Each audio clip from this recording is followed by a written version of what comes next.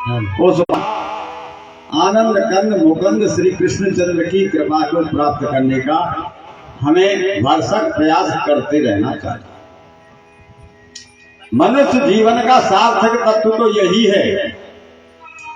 अरे और जितने भी इंद्रियों के विषयों का जो विषय सुख है वह तो सूकर कुकर आदि योनियों में तुमको प्राप्त हो सकता है, मगर ईश्वरी ये शक्ति या भगवत भक्ति या साधना का जो पथ है वो केवल और केवल इस मानव शरीर को छोड़ करके अन्य किसी शरीर में तुम्हें प्राप्त नहीं हो सकता। इसलिए जब प्रभु ने करुणा करके तुम्हें ये मानव शरीर प्रदान किया है तो इस शरीर का उपयोग करते हुए हमें सदैव उस भगवान की कृपा प्राप्त करने का साधन करते ही रहना चाहिए।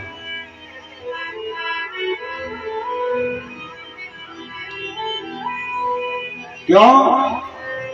धन आदि वस्तु तो हमें प्रारब्ध के अनुसार प्राप्त होगी ही, समय से पहले और प्रारब्ध से ज्यादा न कभी किसी को कुछ मिला है और न मिलेगा। इसलिए हमें जो हमारा जिस पर अधिकार नहीं है उस वस्तु की चेष्टा करते रहने से क्या होगा, केवल एक चिंता का विकार और लग जाएगा। इस चिंता को छोड़ करके सदैव चिंतन में लग जाना चाहिए। चिंता होती है सांसारिक वस्तुओं के संग्रह की या इंद्रियों की विलासता की, और चिंतन होता है प्रभु के प्रेम का, उसकी कृपा प्राप्त करने का। इसलिए चिंता को छोड़ करके हमें सदैव चिंतन करना चाहिए, और ये चिंतन ही हमारा परम लाभकारी मित्र है।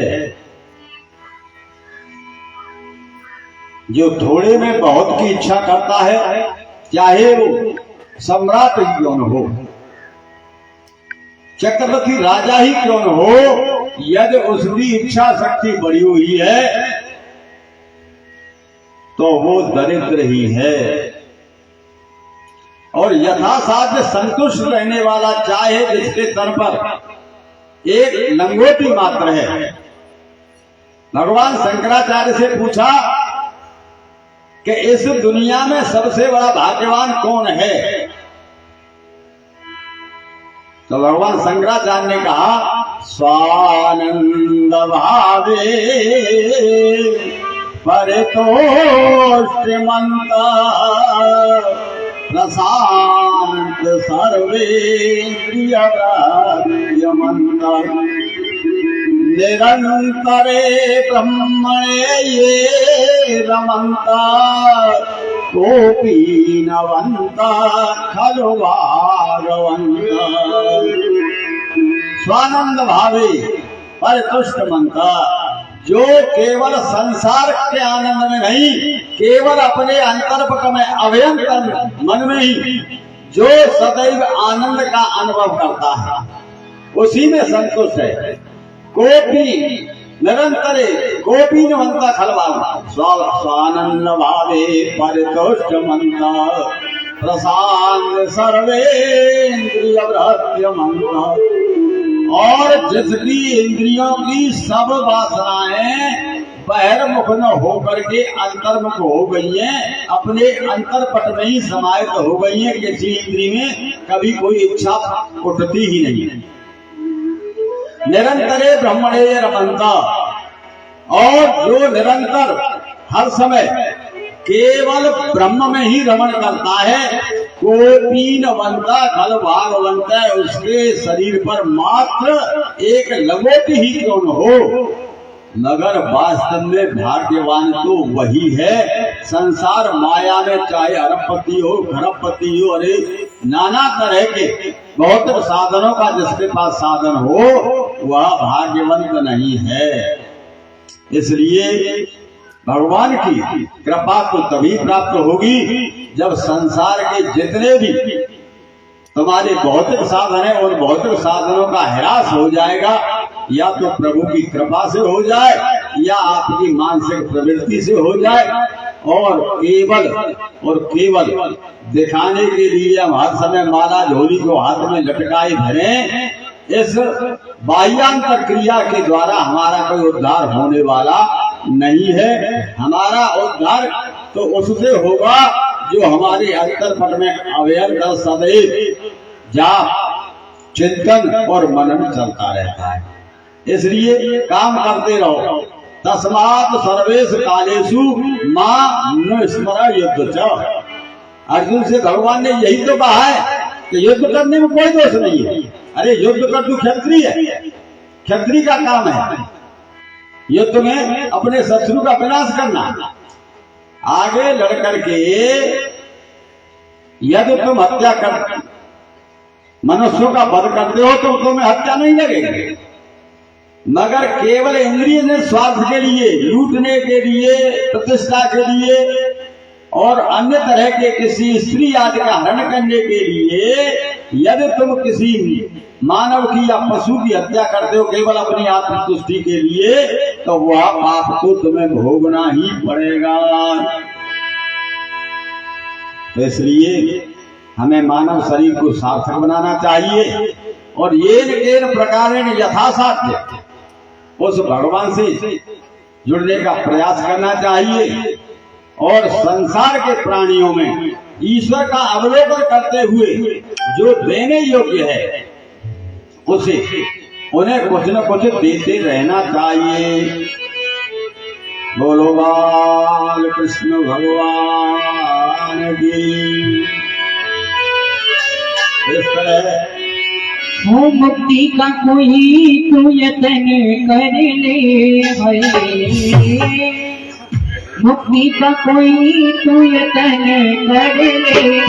हरे रोज थोड़ा थोड़ा हरि का भजन कर ले, रोज थोड़ा थोड़ा हरि का भजन कर ले।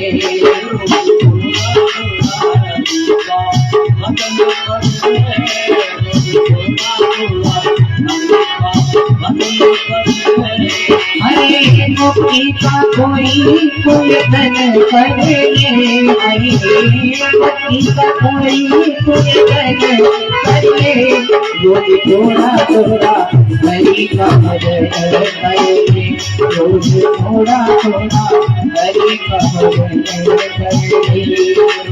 थोड़ा थोड़ा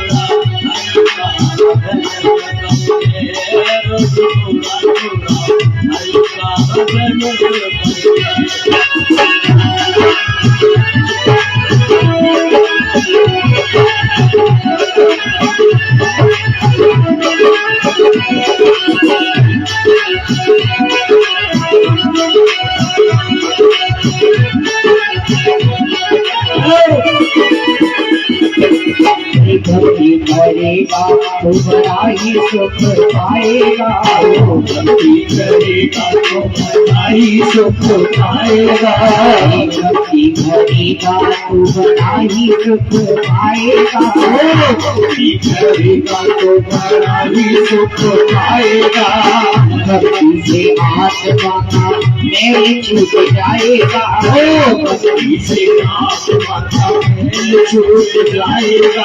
आत्मा के साथ तू मनन कर ले, आत्मा के साथ तू मनन कर ले, आत्मा के साथ तू मनन कर ले, आत्मा के साथ तू मनन कर ले।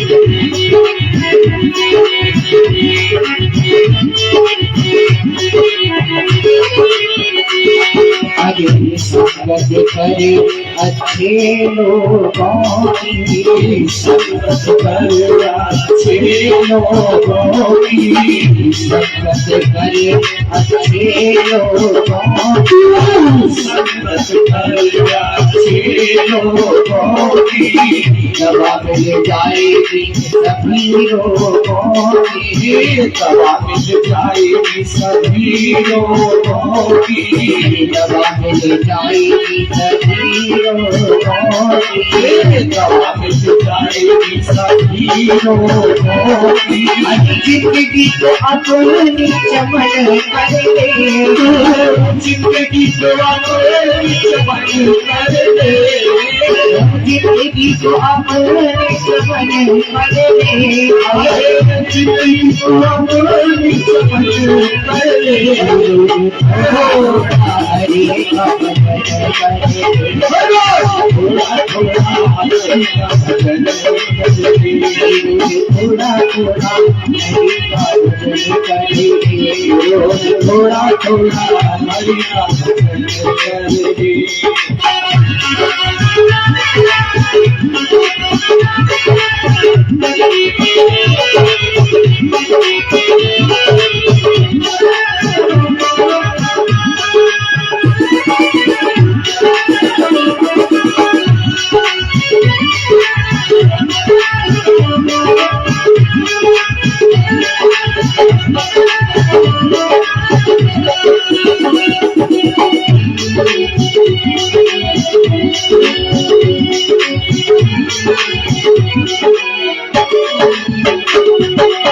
जग के अंधेरे से बाहर निकल करे, जग के अंधेरे से बाहर निकल करे, जग के अंधेरे से बाहर निकल करे, जग के अंधेरे से बाहर निकल करे।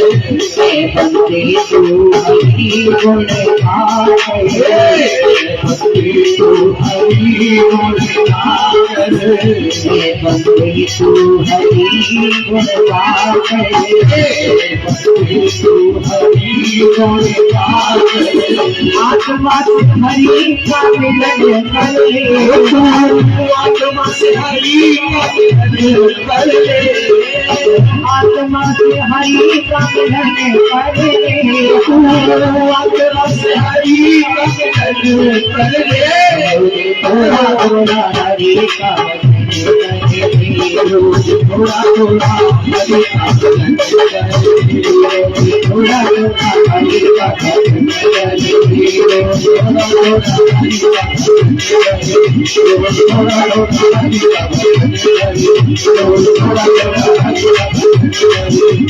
थोड़ा थोड़ा हरि का भजन करे, थोड़ा थोड़ा हरि का भजन करे, थोड़ा थोड़ा हरि का बोले वृंदावन बिहारी लाल जय बेली सरकार, जय जय श्री राधे श्याम, जय जय राधे। एक बार हस्तिनापुर में जब महाराज युधिष्ठिर का शासन था, सभी तरफ समृद्धि थी, सुख चैन था, शांति थी। महाराज युधिष्ठिर ने अर्जुन को द्वारका में भगवान श्री कृष्णचंद्र का संदेह लेने के लिए भेजा। अर्जुन द्वारका पहुंचे। द्वारका में जाकर के उन्होंने देखा कि सभी यादवों का आपस में लड़कर ही विनाश हो चुका है।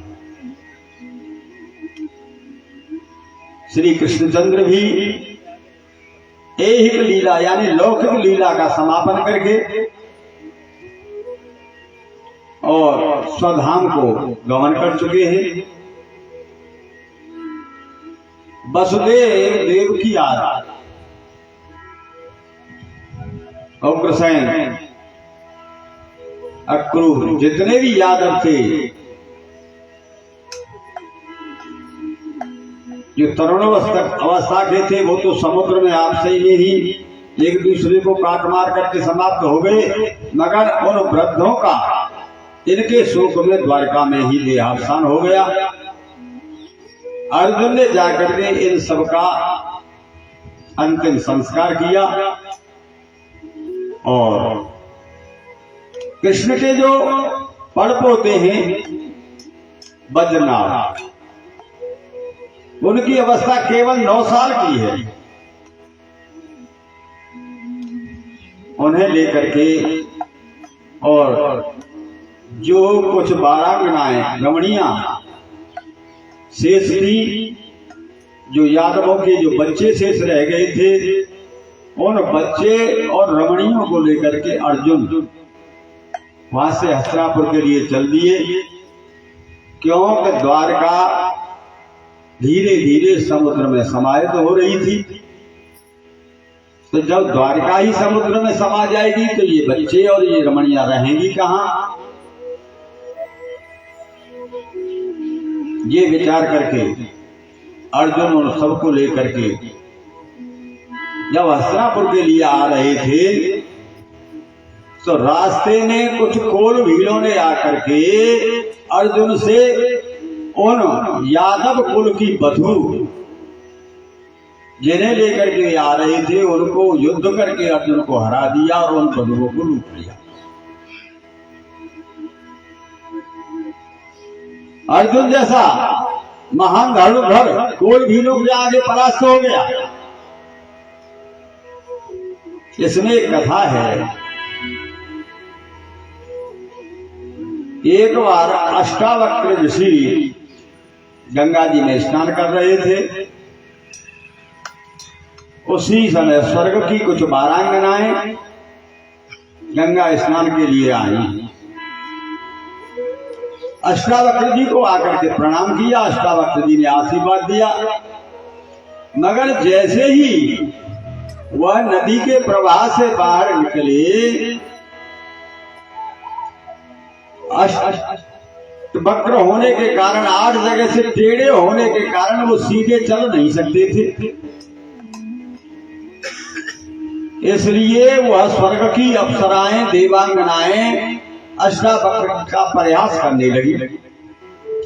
जब अष्टावक्र जी का प्रयास करने लगी तो अतिशय रगड़ करे जब कोई और अनल प्रगट चंदनमाम होई। जब प्रयास की सीमा लांग गई, अष्टावक्र जी को थोड़ा क्रोध हुआ और उन्होंने श्राप दे दिया कि जाओ, तुम्हारा इतना ऊंचा स्थान स्वर्ग में निवास और बुद्धि इतनी कुंठित कि तुम्हें केवल प्रकृति दिखती है, शरीर दिखता है, हड्डी और मांस का ही अवलोकन करती हो। इसमें जो विराजमान ईश्वर तत्व है वो तो तुम में, मुझ में या निम्न से निम्न जो भी प्राणी है उसमें बराबर है। इसलिए तुम स्वर्ग में रहने की अधिकारी नहीं हो। मैं तुम्हें श्राप देता हूं कि तुम्हें कोल भी लूट लेंगे। जब इस तरह से श्राप दिया और उन्होंने सुना तो त्रायमान करके उनके चरणों में लेट गई। जब आर्त होकर के ज्यादा प्रार्थना की तो अष्टावक्र जी ने कहा कि मेरा श्राप तो अन्यथा नहीं हो सकता। हाँ, इसे थोड़ा मैं परिवर्तित किए देता हूं कि जब द्वापर के संन्यास में यदुकुल में श्री कृष्ण का प्रादुर्भाव होगा और जब अपने लौकिक कार्यों का तिरोधान करने के बाद भगवान श्री कृष्ण अपने धाम को जाएंगे, सारे यादवों का विनाश हो जाएगा और अर्जुन तुम्हें लेकर के जब हस्तिनापुर आएंगे तो तुम्हारे ये स्वर्ग के जो आज पति हैं ना, जो देवता, यही उस समय भूमंडल पर कोल और भीलों के रूप में जाएंगी और वह अर्जुन से तुम्हें छीन करके ले आएंगे। यानी जिसका जो पति है वह अपनी पत्नी को उनसे छीन करके ले आएगा। तो अष्टावक्र का ये श्राप था, इसलिए अर्जुन से वह उन यादव कुल की रमणियों को अपने अपने स्थान पर जिसका जो पति था वह अपनी पत्नी को साथ लेकर के चला गया। द्वारका में आकर के अर्जुन बड़े उदास थे। महाराज युधिष्ठिर ने पूछा कि बात क्या है। उन्होंने कहा कि भैया देखो, वही तो मैं अर्जुन हूं, वही ये मेरा ग्रांडीर धनुष है जिसने बड़े बड़े योद्धाओं का संहार कर डाला। मगर आज भगवान श्री कृष्ण इस धराधाम को छोड़ करके चले गए तो हमें मालूम पड़ता है कि हमारी बुद्धि, बल और शास्त्र संचालन के ज्ञान को भी वो अपने साथ ही ले गए। अर्थात उनके जाते ही हमारा सारा जो भी जिस तरह का बल था वो समाप्त हो गया। महाराज युधिष्ठिर ने जब देखा कि सुना कि भगवान यहाँ से चले गए तो अब महाराज युधिष्ठिर ने भी सोच लिया कि हमारा भी इस धराधाम पर अब कोई काम नहीं रह गया है। इस तरह विचार करके और महाराज परीक्षित को हस्तिनापुर के सम्राट का अभिषेक करके ये हिमालय की तरफ चल दिए।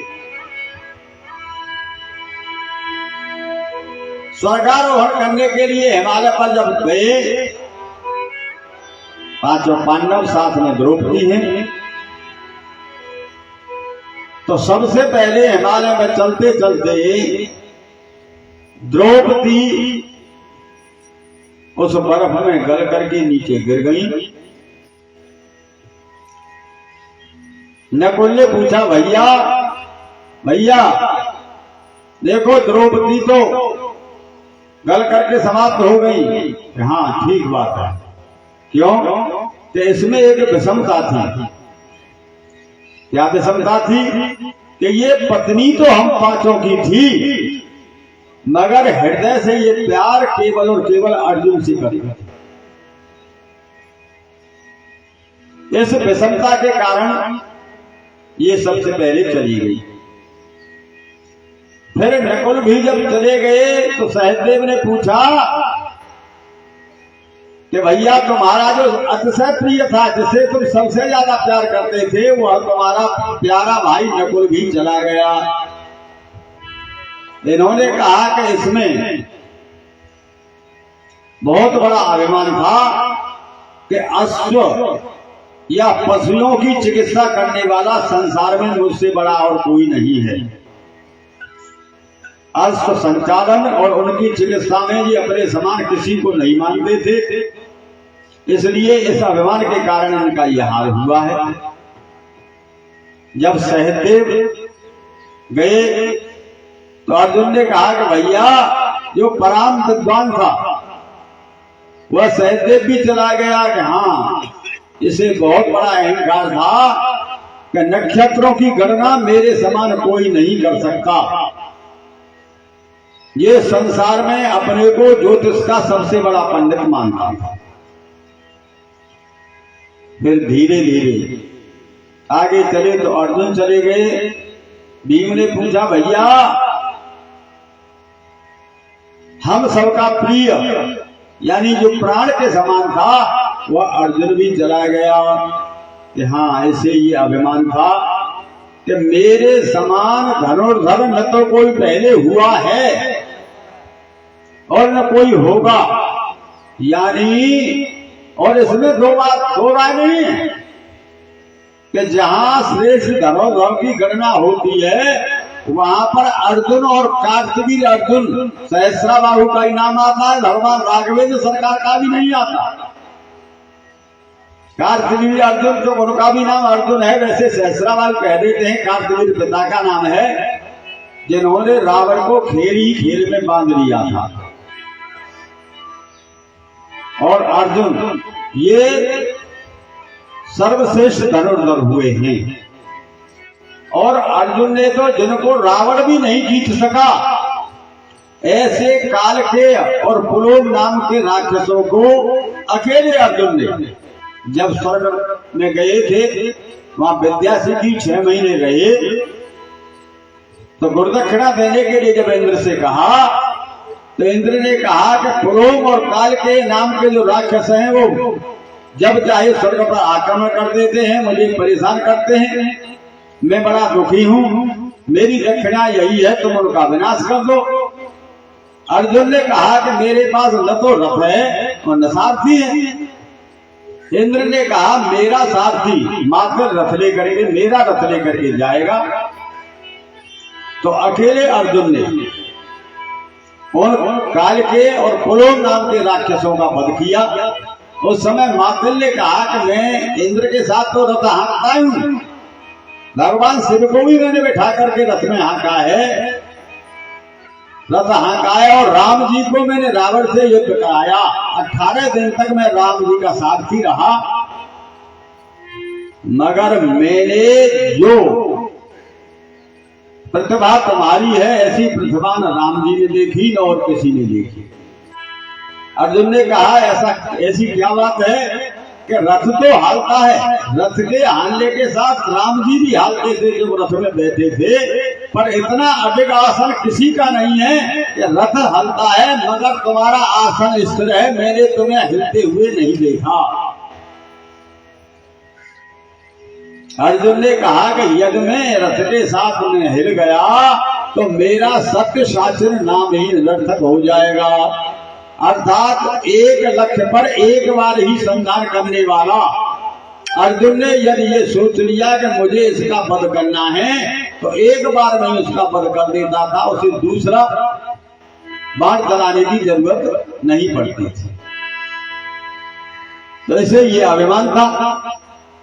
फिर जब भीमसेन जाने लगे कि भैया मैं भी जा रहा हूं, करे अरे तुम्हारी तो बताओ ही क्या कि जब पाकशाला में आप पहुंच जाते थे और भोजन करने लग जाते थे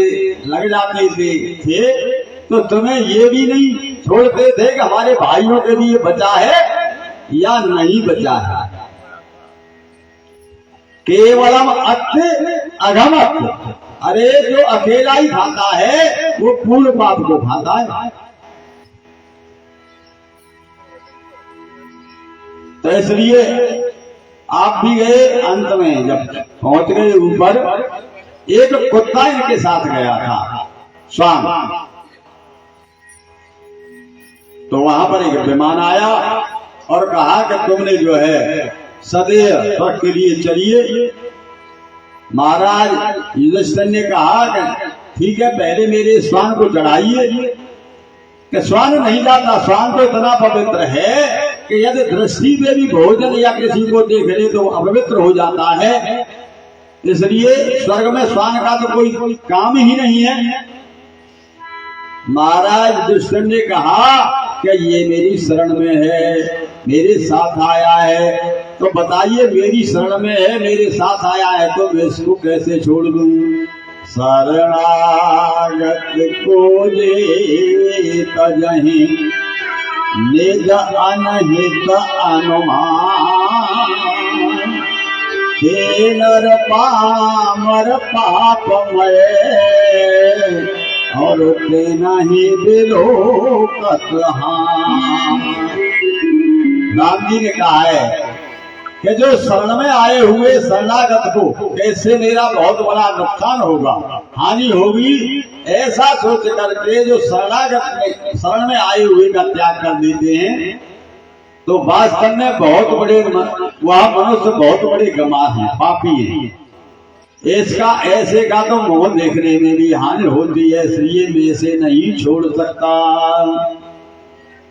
फिर क्या था उस श्वान से ही धर्मराज प्रकट हो गए और उन्होंने कहा कि अर्जुन, हे युधिष्ठिर, ये तुम्हारी अंतिम परीक्षा थी, इसमें भी तुम पास हो गए। चलो, तो स्वर्ग तक तो ये सभी गए, मगर जैसे ही संयमनीपुरी के उस दरवाजे पर पहुंचे तो इनका पार्थिव शरीर वहीं पर शांत हो गया और दिव्य शरीर के द्वारा इन्होंने प्रवेश किया।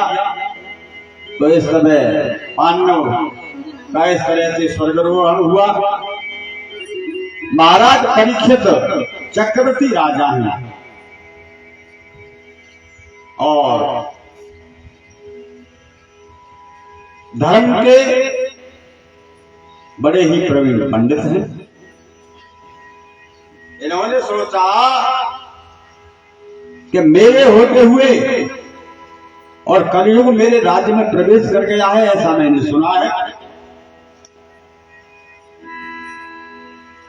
मैं कलयुग को अपने, जब तक मेरा शासन है, मैं उसे कभी भी यहां पर प्रवेश नहीं करने दूंगा।